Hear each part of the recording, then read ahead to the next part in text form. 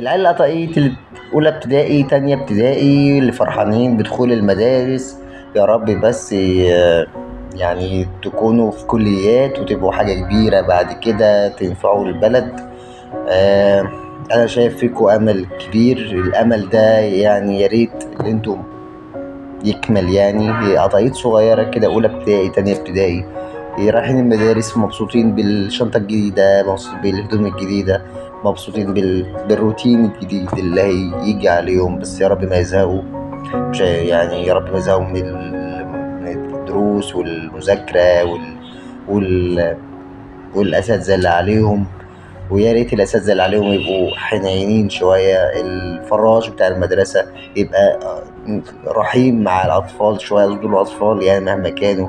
يعني من أقل حد في المدرسة ممكن يكره العيل في التعليم. بجد والله يعني أقل حد في المدرسة ممكن يكره العيال في التعليم، سواء بقى فراش المدرسة ولا مدير المدرسة ولا الأستاذ الفاضل اللي بيبقى واقف عليه. فعلى قد ما نقدر يا جماعة بالله عليكم يعني حببوا العيال في التعليم. يعني بلاش يعني العيال لما تكره التعليم ما بتحبوش تاني.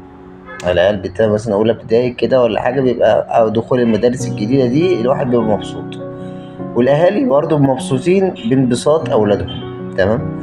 فما يجيش مثلا مدرس ولا أي حد مثلا في المدرسة يعني يكرهه في عيشته كلها. يعني ما يكره العيل مثلا في بدايتها كده في العيشة كلها. ويا رب يتمم على خير يا رب ويبقوا حاجة كبيرة. يعني نتفشخر بيهم قدام البلد كلها قدام المجتمع الخارجي كله. وإن شاء الله خير. وتشوفوا أولادكم دكاترة ومش مهندسين ورؤساء إن شاء الله. ويبقى رئيس جمهورية ابنك إن شاء الله، وبنتك تبقى حاجة كبيرة إن شاء الله، تبقى واخدة وضعها في المجتمع. وبإذن الله خير. إن شاء الله البلد في تحسن. يعني أنا شايف البلد يعني في تحسن. الطرق اللي معمولة جديدة دي يعني أيام مبارك كانت أيام فعلا فيها خير، وكانت أيام فعلا رخيصة، وكانت الحياة جميلة ومفيش الأسعار زي بتاعت دلوقتي. بس برضو يعني دلوقتي فيها ميزة. يعني أيام السيسي برضو معلش برضو الواحد يقول اللي ليه واللي عليه. أيام السيسي دلوقتي في طرق جديدة أوي اتعملت، ده أنا شايفها حاجة جميلة. يعني معلش لما أكون في جامعة الدول مثلا وعايز أروح ال- وعايز اروح مثلا مدينة نصر، مفيش بتاع حوالي ربع ساعة نص ساعة بالكتير تبقى في مدينة نصر. الطرق المعمولة الجديدة دي سهلت على ناس كتير جدا. يعني سهلت على ناس كتير الطرق الجديدة دي والكباري اللي يعني معظم الناس اللي هي بتقول لي احنا ناقصين كباري، احنا كل شوية تعملوا كباري انتوا مش عارف ايه. الكباري دي سهلت على ناس كتير جدا.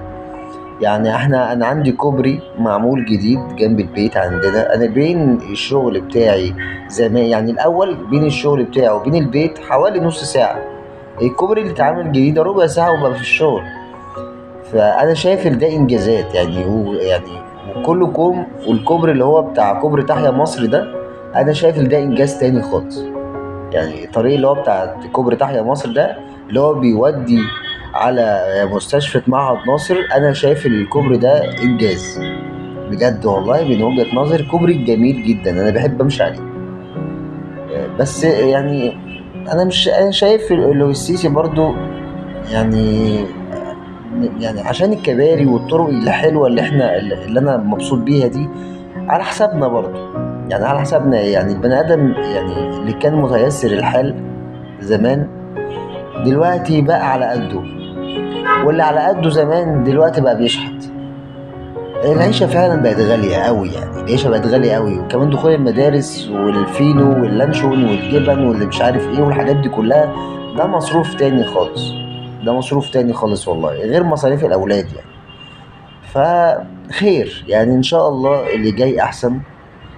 وعايزين نتفائل ببكرة. وإن شاء الله خير بإذن الله. يعني اللي جاي أحسن بكتير. آه أنا أكيد مش واخد فلوس عشان أقول الكلام ده. أنا ما قلتش السيسي حلو على فكرة. يعني الناس اللي بتقول السيسي وحش والناس اللي بتقول السيسي حلو، انا ولا بقول وحش ولا بقول حلو، انا محايد. انا شايف الراجل ده عمل انجازات، عمل كباري. الكباري دي في حد ذاتها حاجه كويسه جدا وحاجه جميله جدا، بتسهل الناس اللي هي تروح الطرق اللي هي عايزاها في اسرع وقت. وشايف برضو اللي هو جه علينا قوي علشان يعمل الحاجات الحلوه الكتير دي، جه علينا قوي يعني، جه علينا في مصاريف كتير جدا. بس احنا ان شاء الله بنتفائل خير، احنا ان شاء الله بنتفائل خير. يعني كمان معلش اللي جاي ده، يعني جاي بعد السيسي ده، اكيد يعني مش في يوم وليله هتبقى الحياه وردي. ده هتبقى الحياه انيل. يعني انا بقول لك هتبقى الحياه انيل. انتوا دلوقتي عايزين تنتخبوا ابن الرئيس مبارك، تمام. يعني رئيس مبارك كانت على ايامه خير، والراجل ده فوق راسنا، تمام كده، فوق راسنا الراجل ده، ما نقدرش نتكلم في حاجه. بس هل هو اصلا ابن مبارك ده لما يمسك الحكم هيعرف يعمل حاجه؟ مش هيعرف يعمل حاجه، لان الحاجه متكربسه اصلا فوق دماغ الرئيس الحالي. لما يجي رئيس تاني هيعمل ايه؟ ما هو مش فاهم الاولاني كان بيعمل ايه، ومش هيبقى عاجبه، فهيضطر اللي هو يعمل حاجات جديده على هواه هو. فهيعمل إيه؟ هيبهدل البلد اكتر ما هي متبهدله، هيبهدلنا احنا اكتر ما احنا متبهدلين. لا، الموضوع مش ناقص، الموضوع مش ناقص. وبرضه في نفس الوقت انا برضه مش عايزه يكمل. يعني انا كان من وجهة نظري انا مش عايزه يكمل. لو هو هيكمل بطريقة اللي هو كل يوم الحاجة بسعر، اللي انا مش عارف فعلا اعيش، انا فعلا مش عارف اعيش، خلاص بقيتش عارف اعيش.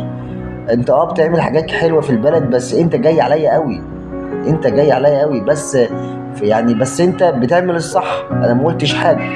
يعني انا بشبهها مثلا بأب في البيت حارم أولاده علشان يعمل لهم مستقبل. أنا معاك في ده جدا على فكرة، ماشي، بس ما تجيش عليا. يعني اديني مثلا نفحة كده، يعني أزود المرتبات، ظبط لي الدنيا، حسسني ان انا عايش. مش اقل شنطة مثلا راح سوبر ماركت، اقل شنطة بجيب 500 جنيه، ده عيب قوي يعني. يعني انا اصلا مرتبي فيه كام 500 جنيه، لما اجيب شنطه صغيره يعني عشان خاطر الاولاد الصبح هم رايحين المدرسه، الحاجات دي مش هتكمل مثلا يومين ثلاثه معاهم. يعني يومين ثلاثه جبن ولانشون وحاجات كده عشان اعمل لهم سندوتشات، يومين ثلاثه ويخلصوا. طيب 500 جنيه، انا كل يومين ثلاثه 500 جنيه، انا مرتبي فيه كام 500 جنيه؟ يعني انا مرتبي فيه كام 500 جنيه؟ فانا معلش انا بالطريقه دي مش هعرف اعيش. فبالله عليك يا ريس، لو انت هتكمل معانا يعني حاول تظبطها شويه. انا ما اعرفش، انا ماليش في السياسه وما اعرفش انت بتعمل ايه، بس حاول تظبطها شويه. يعني بالله عليك ابوس ايدك، حاول تظبطها لنا شويه، وان شاء الله خير.